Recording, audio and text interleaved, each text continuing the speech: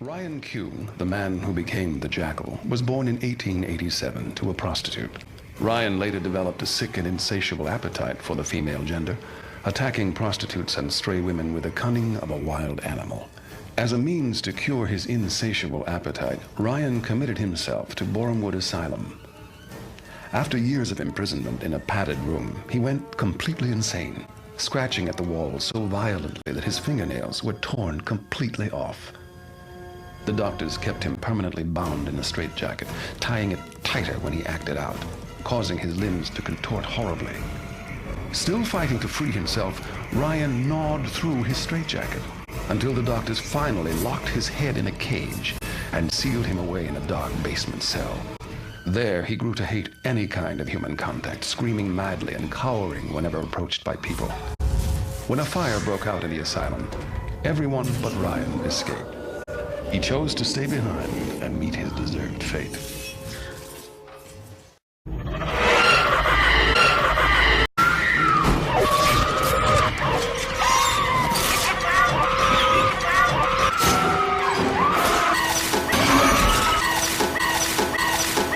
Alright, so starting off with the headpiece, I've made this from 2 boxes. Depending on the size of your head, I've used a tape measure to measure about halfway down the cardboard box.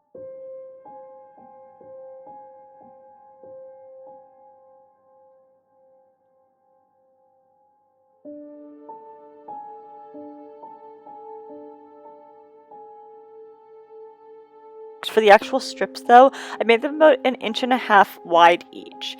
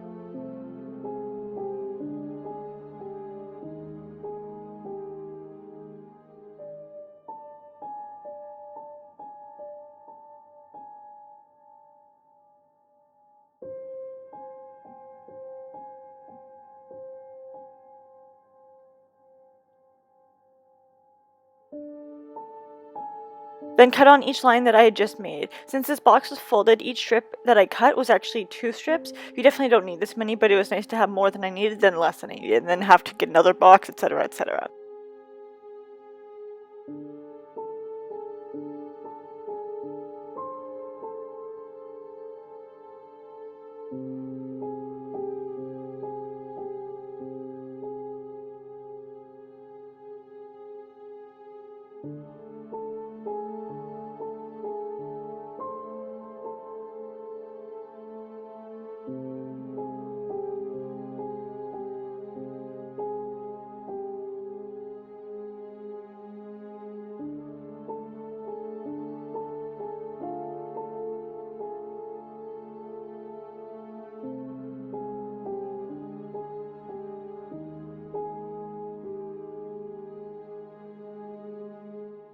Then I cut each piece to the actual size I need it to be. This will completely depend on how big you want your headpiece to be around your head.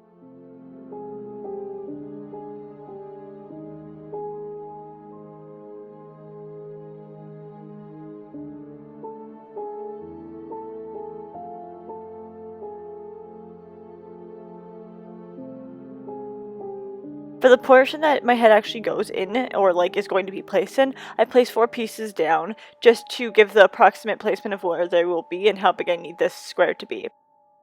I marked it and then cut.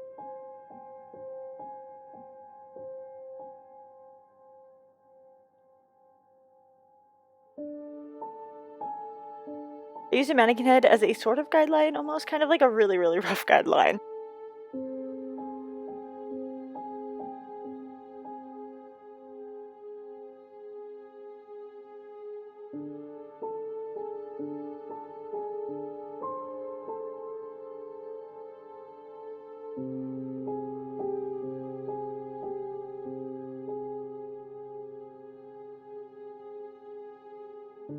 And cut it to fit my head better after. Then it's time to build. My first 4 pieces around the head shape we've just created are being hot glued as if a moat.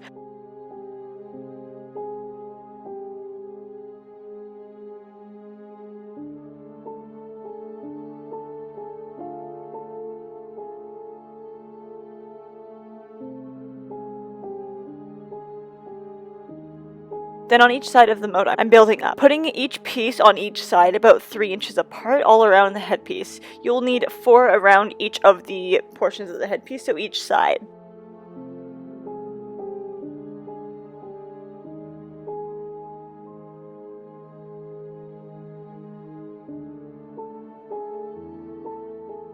Once I've got all my 16 pieces glued down, I'm going to be using 4 more to put up around the top, inside the headpiece, and then hot gluing those together at each side.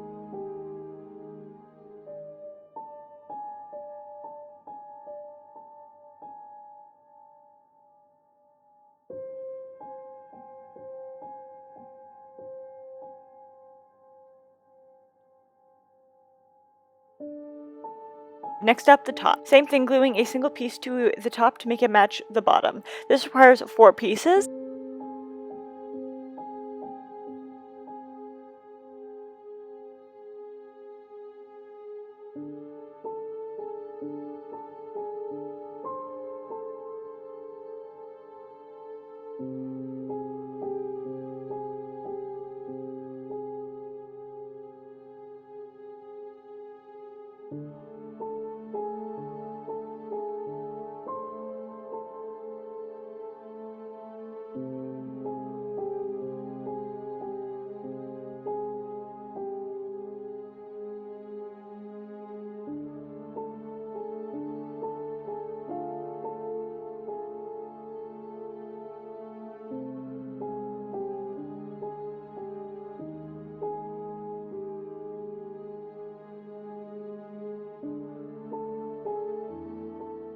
And since I've got all the pieces so far counted for, I only need 2 more pieces in the center and then 2 more across those.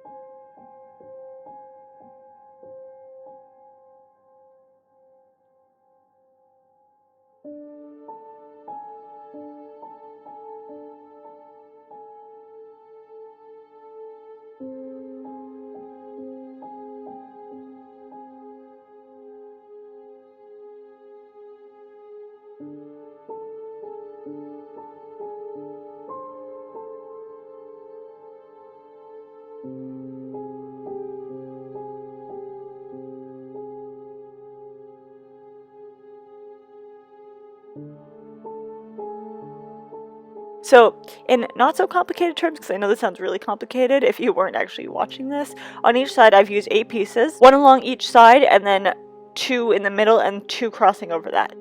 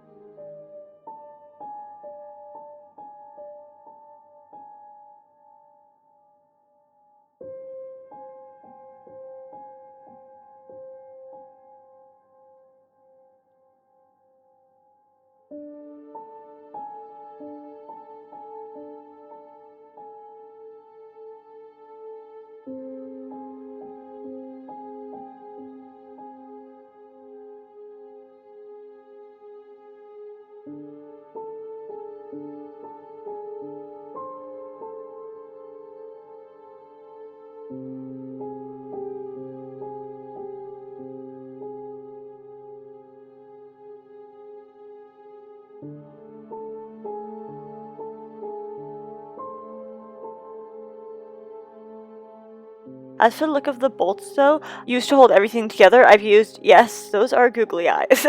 Specifically the larger ones, 2 bags in total I used.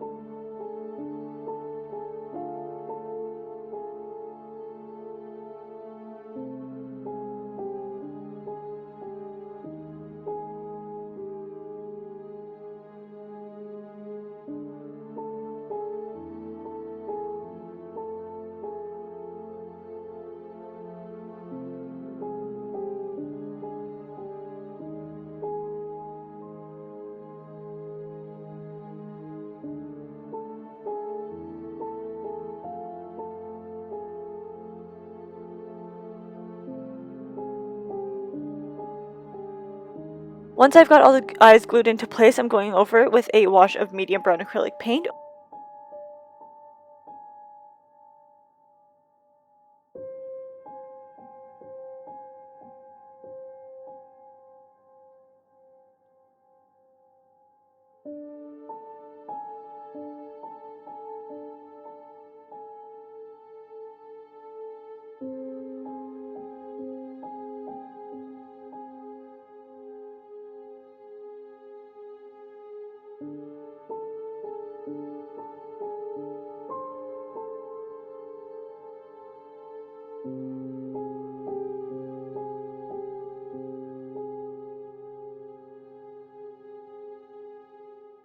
Over that, I mixed a darker brown with a gray and adding that onto around the so-called bolts with a sponge to stipple. I've just taken a little bit off of one of the disposable sponges I have, taken a little bit, couple pieces off. If you guys know how to do bruising, that is literally how I've made this stippling effect. And finally over that, I've just used a metallic acrylic paint strictly on the bolts.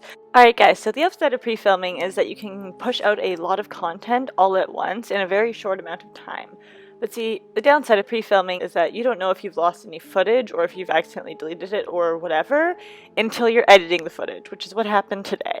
So essentially what I'm doing before this step that I apparently deleted or somehow lost is that I painted my entire face white with water activated paint. This is the Fab Face and Body Paint from fxcosplay.com, and past that I did a black smoky eye, which if you don't know how to do a smoky eye, specifically a black one, you start off with a black base of course, black cream paint or just a black liner, and then you start smoking out with whatever color you want over top.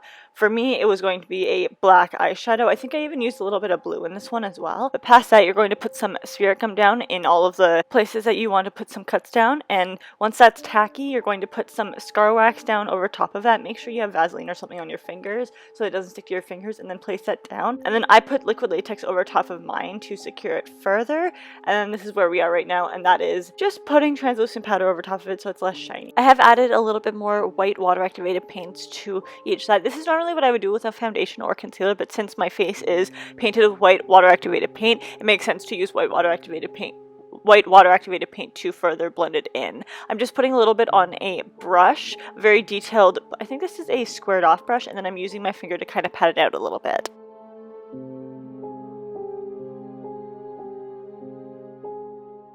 Next, I'm going to be using a slightly sharper edge of a nail tool to cut into scar wax creation, thus creating a cut or a gash. This isn't like super sharp, but I would still definitely be careful with any sharp object around your head area or any part of your skin, really.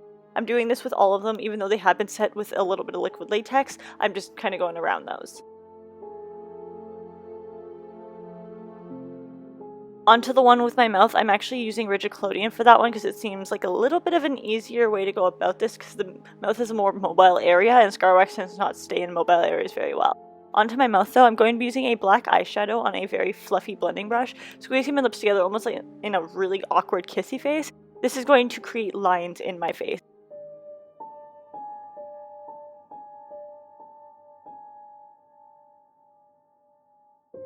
And then I'm going around my lips as well and then blending that out with a gray eyeshadow to make it more dispersed and blend it out evenly. Finally, I'm going in with a black liquid lipstick. This is Alien from ColourPop, I believe, and I'm blending that out as well just to make it a little bit more pigmented. And then some fresh scab blood. I'm going to be filling this in. You can definitely fill this in with a red water activated paint, but I like the look of blood a lot more for this look because he tends to give himself a lot of blood coming out of his face when he starts scratching up, so I wanted it to look as fresh as possible as the movie would suggest.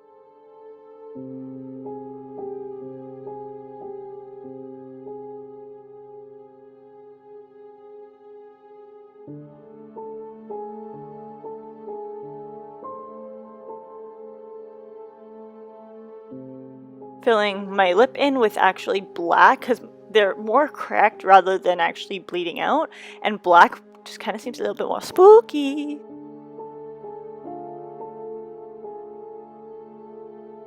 Now, I'll be frank with you guys, I didn't think I looked tired enough to complete the look, so I also used some water-activated paint, which then I ended up just blending out with black eyeshadow anyways to create even more of the bags under your eyes. Like, this bitch has designer bags under his eyes. He hasn't slept for days. I'm just doing that with black eyeshadow, and then I'm coming back in with that gray that I used on my lips and blending it out because it'll make you look even more and more and more tired.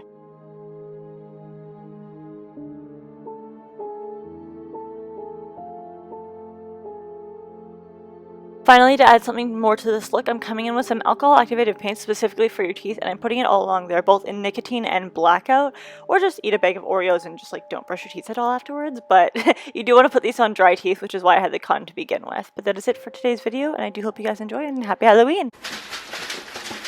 Shake it like a Polaroid picture. Shake it, shake it, shake it, shake it, shake it, shake it like a Polaroid picture.